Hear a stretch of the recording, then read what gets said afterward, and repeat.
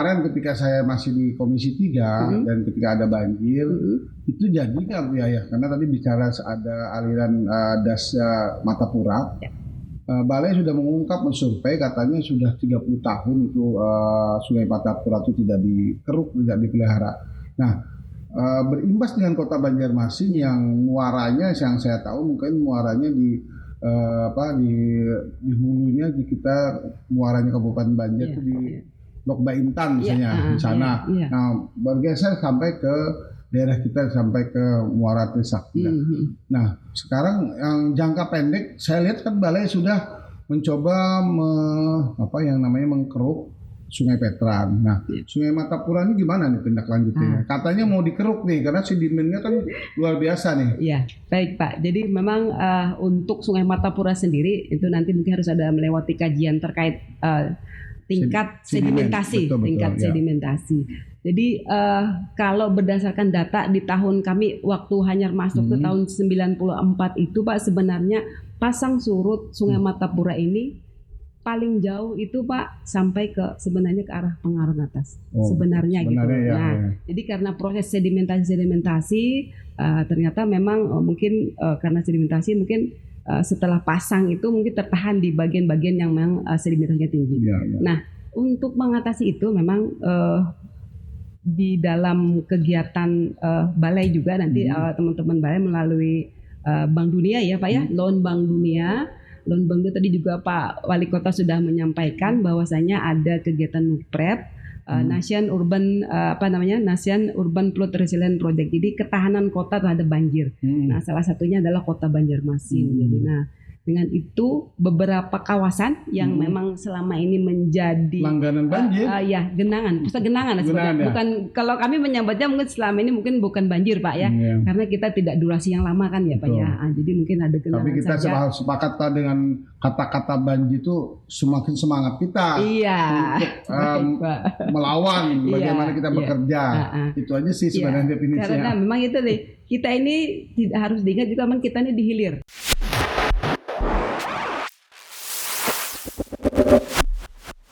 Ngobrol bersama Sukro. Assalamualaikum warahmatullahi wabarakatuh. Jumpa lagi bersama Sukro tadi, ngobrol bersama Sukro yang alhamdulillah hari ini kita masih dipercaya oleh rakyat Banjarmasin menjadi anggota dewan yang terus menyemangati bahwa kota ini kota lama, tapi kita tidak boleh berpangku tangan. Semua stakeholder harus berbuat terhadap kota ini. Nah, kali ini kita akan kedatangan orang yang sangat bertanggung jawab nih, minimal mengkoordinir lah bahwa infrastruktur di Banjarmasin ini sampai sejauh mana terhadap persoalan-persoalan yang selalu menjadi antisipasi kita masalah banjirop yang akan datang. Namun sebelumnya kita kenalkan dulu siapa nama beliau dan beliau langsung mengenalkan dulu dari mana dan semangat beliau bergabung di Banjarmasin. Kita akan gali dari perkenalan beliau. Kami persilakan. Baik, terima kasih. Selamat sore Pak Sukro, anggota DPRD Kota Banjarmasin. Senang bertemu dengan Bapak dan senang juga alhamdulillah kami bisa diundang ke sini dan juga teman-teman yang ada di online untuk melihat kegiatan kami dengan Pak Sukro untuk bincang-bincang santai. Santai tapi berisi Pak. Betul. Berisi. Jadi intinya kami memulai sebagai pegawai negeri itu diangkat pertama kali di Kabupaten Hulu Sungai Selatan Pak. Khususnya di Kota Kandangan Kota Dodol kami ditempatkan di Bapeda Kabupaten Hulu Sungai Selatan selama 1 tahun. Habis itu kami ditarik kembali ke Banjarmasin karena kebetulan waktu sebelum kami diangkat jadi PNS kami sudah menghonor lah istilahnya, honor di Dinas PU Provinsi. Nah, lalu habis itu kami 95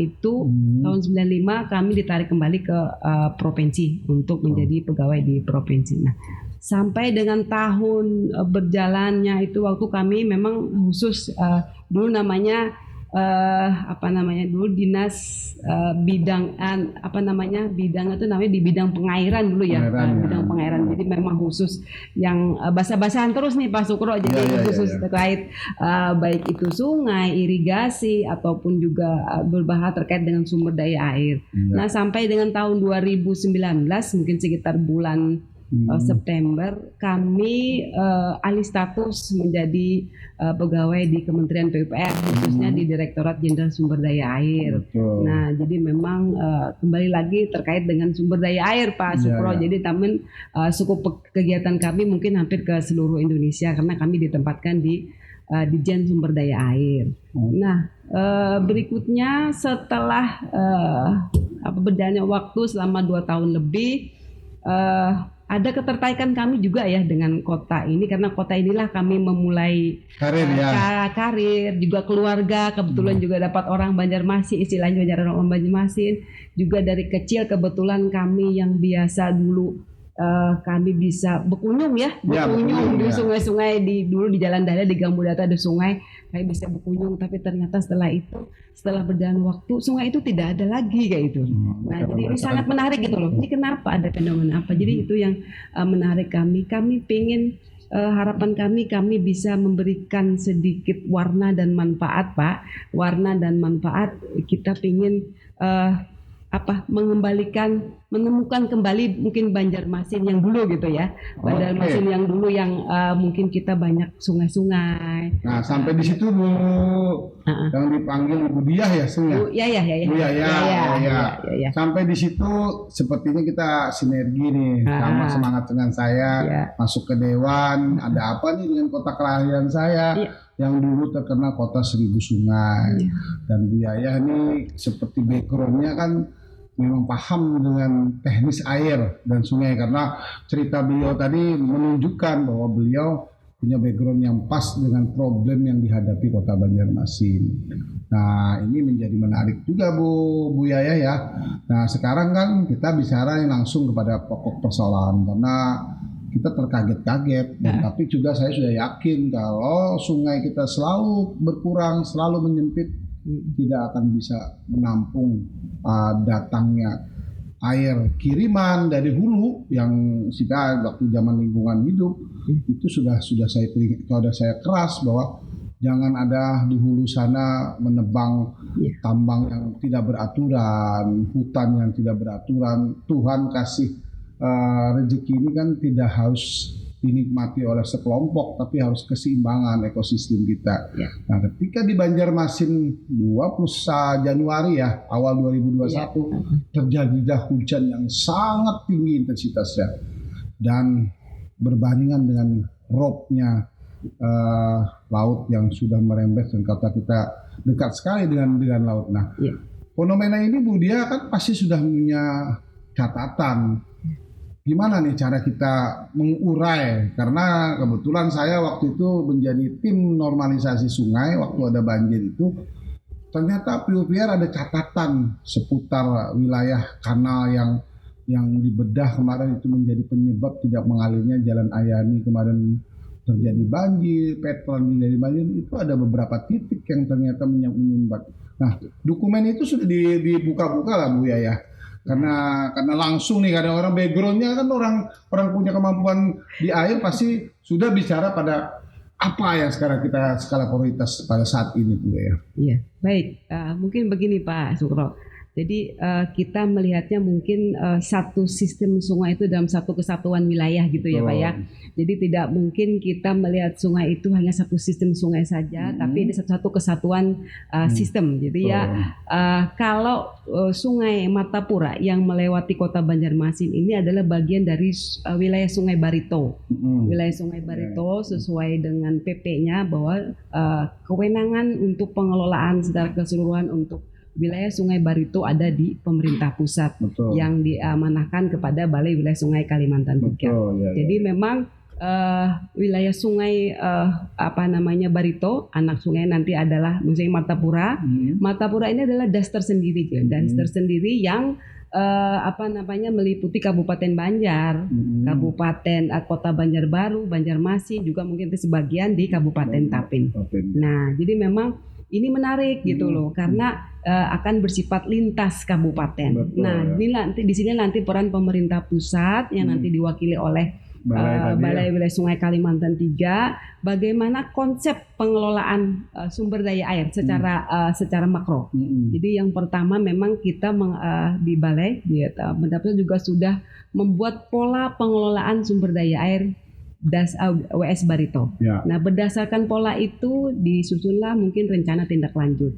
Nah, salah satunya dari pola itu adalah mungkin apalagi ditambah dengan kejadian banjir ini semakin memperkuat lah istilahnya, memperkuat desain untuk penanggulangan banjir di Kota Banjarmasin. Nah, salah satunya adalah dimulai dari hulu, Pak. Ini mungkin harusnya memang ada teman-teman balai, nanti suatu saat kita mungkin bisa ngobrol dulu dengan teman-teman balai.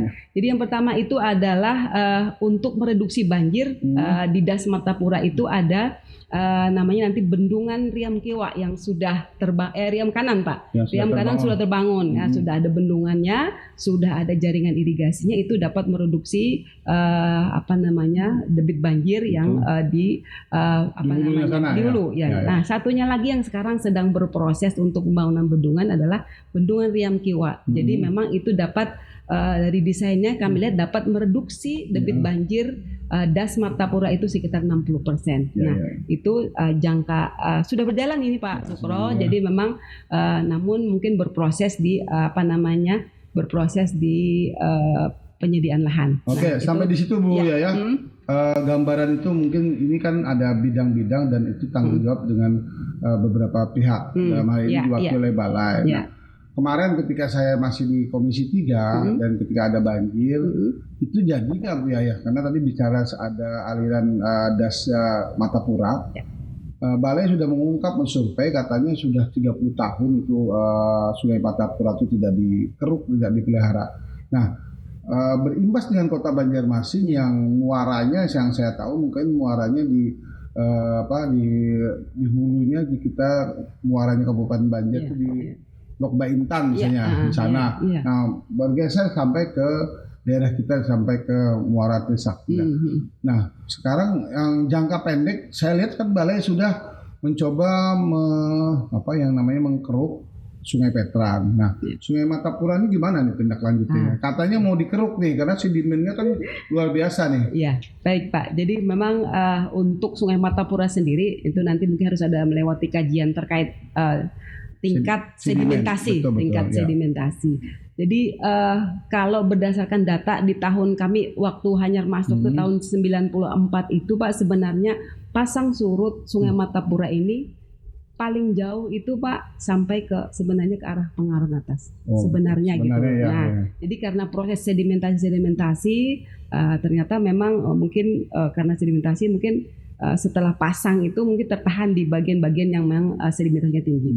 Nah, untuk mengatasi itu memang di dalam kegiatan balai juga nanti teman-teman balai melalui Bank Dunia ya Pak ya, loan Bank Dunia tadi juga Pak Wali Kota sudah menyampaikan bahwasanya ada kegiatan NUPREP Nation Urban Flood Resilient Project. Jadi ketahanan kota terhadap banjir. Nah, salah satunya adalah Kota Banjarmasin. Jadi dengan itu beberapa kawasan yang memang selama ini menjadi langganan banjir.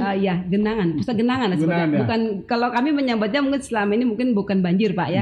Karena kita tidak durasi yang lama kan ya Pak ya. Jadi mungkin ada genangan. Tapi kita sepakat dengan kata-kata banjir itu semakin semangat kita untuk melawan bagaimana kita bekerja. Itu aja sih sebenarnya definisinya. Karena memang itu nih, kita ini tidak harus diingat juga memang kita ini dihilir. Dihilir semua tumpukan di sini, pasang surut di sini, istilahnya drainase dari hulu juga di sini. Tapi itu tidak harus membuat kita tidak harus berbangku tangan kan Pak, menunggu saja. Tapi jadi memang harus ada rutinitas progresnya lah. Rutinitas. Jadi perawatannya lah. Perawatan. Jadi memang harus kita harus tetap mengedepankan bagaimana kita mengoperasikan dan memelihara kanal-kanal banjir, kanal-kanal sungai-sungai kita yang ada melewati di kota, Pak. Jadi memang harus ada yang bersifat rutin, ada yang bersifat berkala, mungkin ada juga terkait dengan perkuatan di tebingnya. Jadi memang harus kombinasi seperti itu. Dan satu yang paling penting mungkin Pak Sukro juga ini, mungkin Pak Sukro mewakili rakyat lah istilahnya. Jadi satu sisi memang ada juga harus partisipasi masyarakat, Pak Sukro. Buang sampah jangan di sungai. Ya, salah satunya itu buang sampah jangan di sungai. Bagaimana kita memelihara sungai? Sepakat ya, Pak? Sepakat. Baik. Kita Bu Yaya, kita kembali kepada fokus kota Banjarmasin ini, kota kelahiran kita lah. Artinya kita bertanggung jawab karena kita mencari rezeki di sini. Nah, ketika tadi Bu Yaya mengatakan bahwa ada kanal yang harus dirawat, dipelihara. Kemarin waktu banjir itu terungkap. Kanal yang menjadi problem itu kan kanal kiri kanan Jalan Layani, Petran, dan di sungai Pemurus Baru, yang tembusnya ke Gerilya, itu yang di selatan. Kalau yang di utara, di daerah Sungai Andai, ya juga terjadi sedimen. Ya tadi Bu Yaya menyinggung perlu aja kesadaran masyarakat untuk tidak membuang sungai. Karena satu rumah aja kita kasih analogi tentang satu rumah 5 orang penghuni tiap hari membuang sampah, katakanlah aqua aja, botol aqua, berapa ribu dus setiap buah rumah membuang. Itu kan terjadi sedimen. Oke, kita sepakat itu Bu. Jadi kembali kita diskusi tentang masalah ketika rob datang berimbas kepada kota Banjarmasin, katakanlah di daerah Sutoyo, di daerah yang memang menjadi tanggung jawab Pemkop. Nah, antisipasinya kemarin ada yang mengusulkan sistem pompanisasi, buang, dan itu pernah dikerjakan waktu banjir kemarin, dibuang sedot kiri sana, keluar Petran. Nah, ini sampai sejauh mana kajian ini? Apakah itu tepat atau memang ada pola lain setelah Bu Yaya ini memegang tumpuk pimpinan yang saya sudah yakin karena ada backgroundnya tentang sungai, Bu Yaya akan lebih dipercaya kalau menangani ini. Gimana nih Bu? Ya, baik Pak Sukro. Jadi memang konsep penanganan banjir, penanganan genangan di Kota Banjarmasin memang harus kombinasi tetap itu, Pak. Betul. Jadi dalam kegiatannya untuk Loan Bank Dunia pun seperti itu gitu loh. Jadi konsepnya sebenarnya kita harusnya dapat semacam folder gitu ya, folder yang untuk menahan air gitu ya.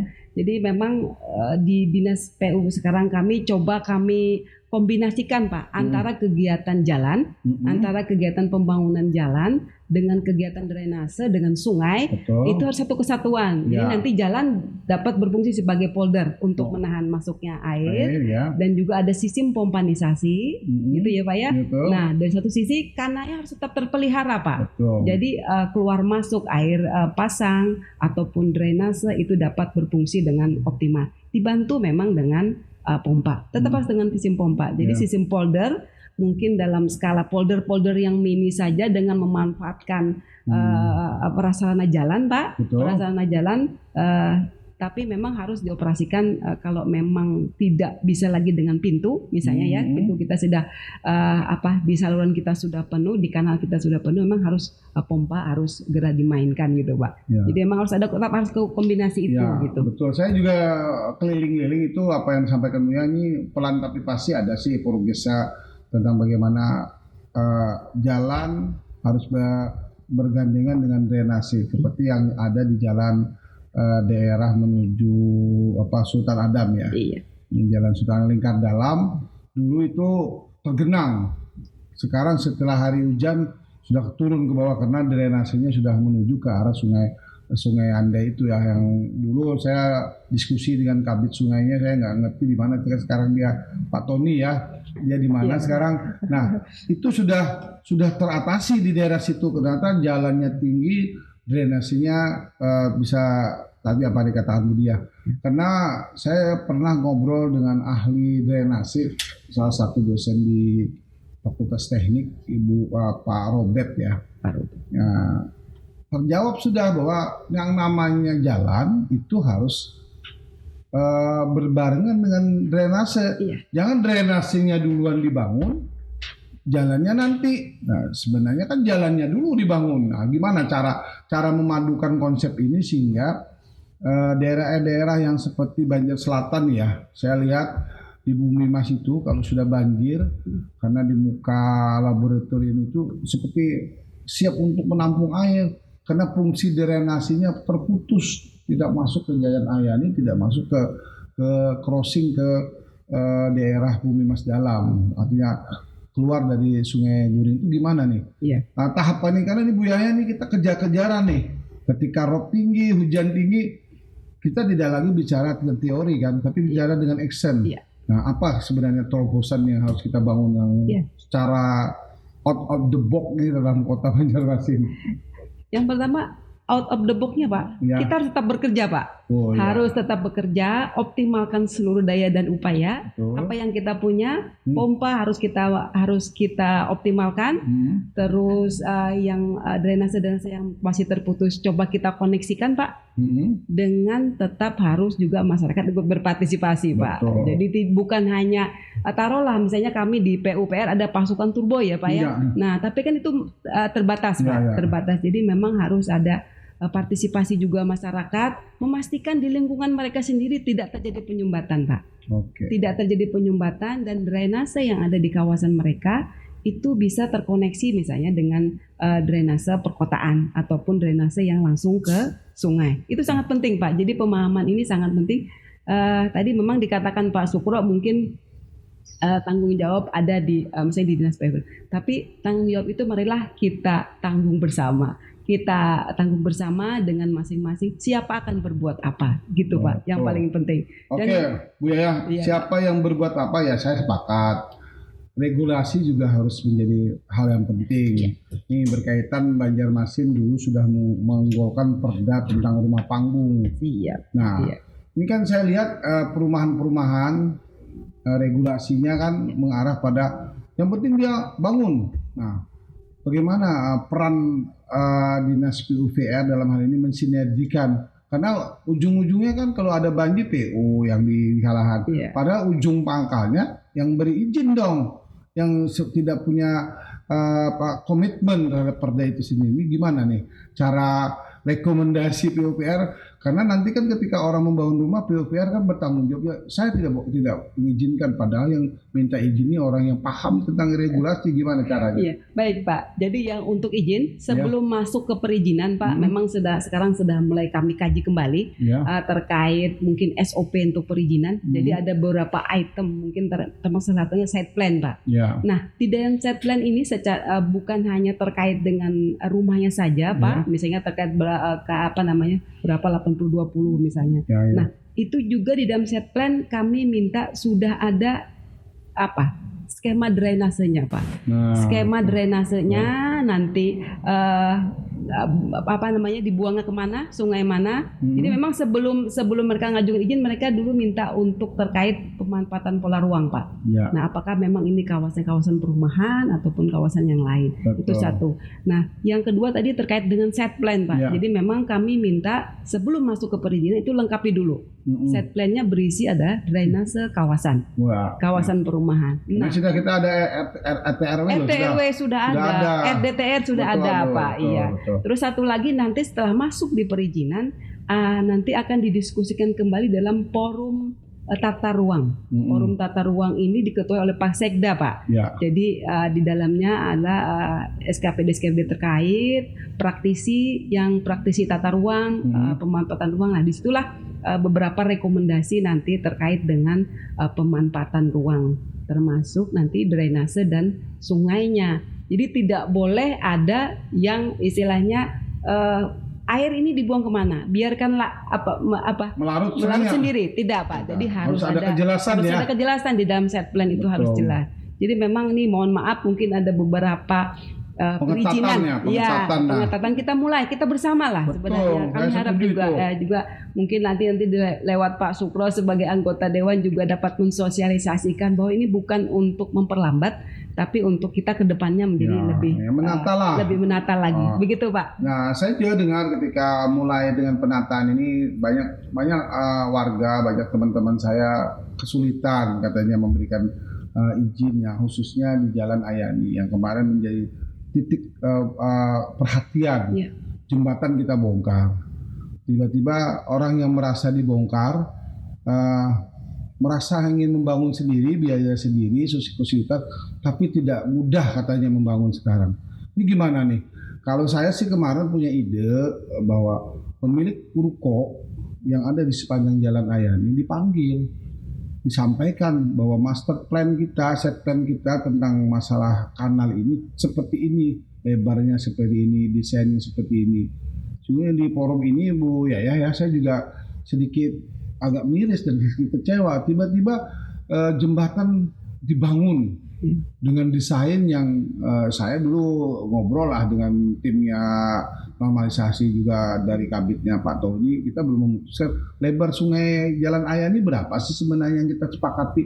Terus jembatannya tidak semua ada ruko, ada jembatan minimal kemarin 3 buah ruko cukup 1 lah jembatan dengan desain yang sudah speknya, kekuatannya direkomendasikan oleh orang-orang ahlinya. Saya tidak ikut PU yang mengawal itu. Nah, sampai sejauh mana regulasi ini disepakati, karena kesulitan mereka ya wajar lah, ada warga yang coba-coba dengan jalur ini.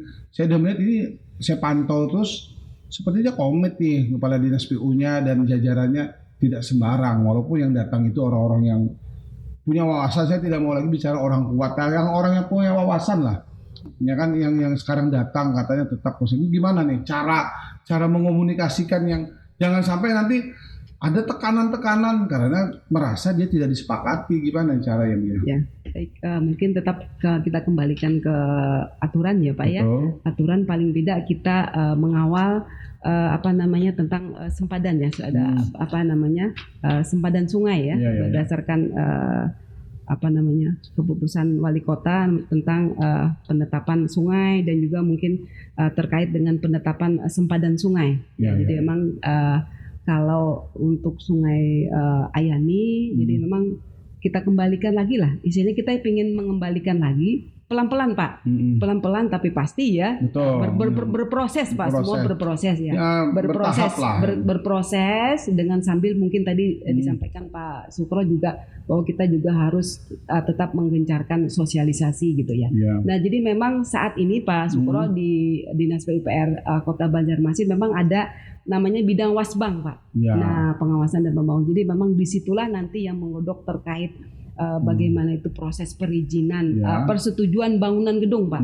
Nah, persetujuan bangunan gedung termasuk juga nanti pembangunan jembatan-jembatan yang ada di kawasan Ayani. Jadi itu seperti itu Pak. Jadi memang harus kami tetap akan berproses mengikuti regulasi yang memang sudah. Catatan tadi tetap mengedepankan komunikasi lewat sosialisasi. Iya, harus Pak. Fungsi Dewan juga demikian juga. Kami juga siap untuk mensosialisasikan. Oke Bu, kita bicara banjir atau bicara genangan tidak habis didiskusikan aja. Sudah ada langkah. Nah, kita bergeser pada persoalan Kota Banjarmasin ini kan luasnya 92 km persegi. 9,8 ya. Tambah 9,8. Nah, diimpit oleh 2 kabupaten yang pastilah menjadi harus kedatangan. Sempit kota ini, berkembangkan susah. Nah, saya sudah lihat arah pada infrastruktur khususnya jembatan sudah bicara tentang kewilayahan. Nah, bagaimana konsep kewilayahan yang dikembangkan oleh PUPR Kota Banjarmasin? Kayak suatu contoh misalnya jembatan HKSN itu kan mengakseskan banjir utara dan banjir barat menjadi mudah dan lancar. Nah, ke depan nih bagaimana? Karena ada usulan bahwa utara itu ada juga yang bisa dibuka lagi kawasan Sungai Jingah yang ke seberang masjid itu rencana, dan itu sudah paham, diskusinya sudah mulai menghangat karena itu ada campur tangan provinsi juga. Kebetulan di Sungai Jingah itu tempat kelahiran gubernur saat ini ya, masa kecilnya lah saat ini. Ini gimana komunikasi ini sehingga jembatan Sungai Jingah itu sepertinya tidak ada lagi pembahasan ya. Ini ada rencana awal yang bagus sih, gimana? Iya. Baik Pak, jadi mungkin untuk jembatan Sungai Jingah kami coba lihat lagi Pak. Untuk saat ini mungkin kami belum bisa detail menyampaikan Pak. Jadi memang yang pertama memang kita pengen membuka konektivitas. Betul. Ada konektivitas yang paling penting, konektivitas dan juga kawasan-kawasan yang memang selama ini belum tersambung lah, tersambung karena memang kita ini adalah kota delta kan ya Pak ya. Kota delta, jadi memang paling tidak kita harus mengonektivitaskan, menyambungkan antar wilayah kita dulu, antar wilayah dan antar wilayah tetangga. Ya. Karena emang sangat penting Pak Sukro, bahwasanya kita ini adalah pintu gerbang ke IKN Pak. Betul. Ke IKN dan ke kawasan food estate di Kalimantan Tengah. Ya. Jadi memang sangat penting sekali posisi Banjarmasin ini gitu. Jadi memang yang sekarang masih di dalam salah satunya juga mungkin terkait dengan di Jembatan Pramuka ya Pak ya. Nah, saya itu juga coba mungkin kita bersama lagi mungkin dengan Dewan juga untuk bisa merealisasikan mewujudkan itu. Ya gitu, betul, saya setuju. Makanya Bu Yaya sudah mengatakan bahwa Banjarmasin ini delta, pintu gerbangnya Indonesia kalau jadi warga. Nah, makanya kemarin kan saya sejak kecil sampai saya jadi anggota Dewan, pelabuhan Trisakti itu kan seperti itu aja. Nah, itu jadi PR kita bersama. Harusnya tuh kawasan pelabuhan sudah seperti pelabuhan yang kayak di Surabaya lah ya lah, Tanjung Perak. Udah kawasan yang tidak pernah disentuh, kada boleh lagi disentuh dengan hal-hal yang tidak bermaksud dengan ke pelabuhannya. Nah, habis itu sudah jembatan Sea Lalak dibangun.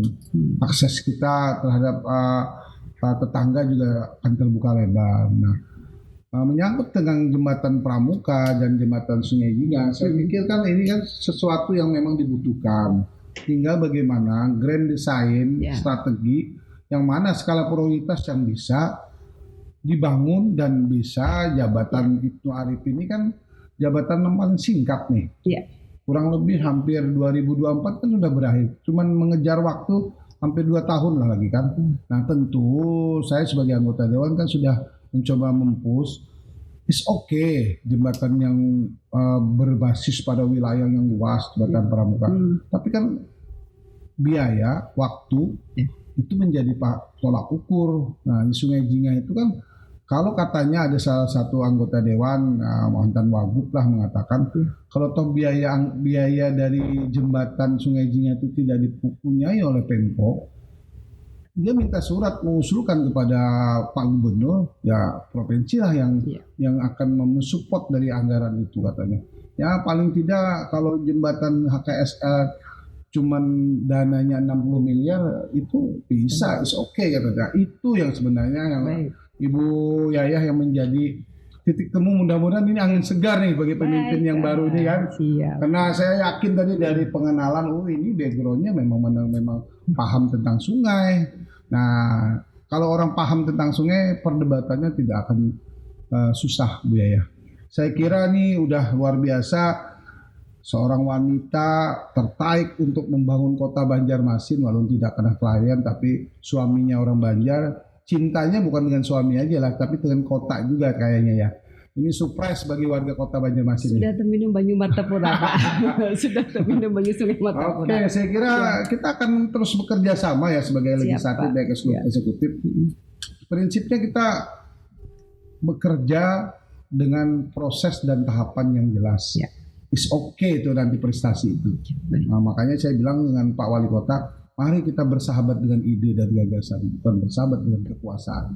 Itu yang membuat kita abadi dalam persahabatan. Baik. Itu ya. Siap, sekarang silakan Bu Yaya menyapa pada publik untuk closing statement pada jumpa tentang kali ini. Khususnya tadi, ayo kita katanya bersinergis, tanggung jawab bukan di PU aja. Sampah jangan sembarang. Ayo silakan Bu Yaya. Baik Pak. Baik teman-teman semua warga Banua. Jadi menarik sekali hari ini bahwasanya sungai itu adalah milik kita bersama. Disitulah sumber kehidupan. Dan itu akan memberikan kelestarian ada di tangan kita. Jadi marilah kita bergandengan tangan untuk melestarikan sungai untuk kehidupan yang lebih baik. Baik, oke, kalau kita jawab sekarang Bu, karena kita getol-getolnya dengan UMKM, kalau saya bilang suara UMKM cangkal becari. Siap Bu. Suara UMKM cangkal becari. Alhamdulillah. Waalaikumsalam.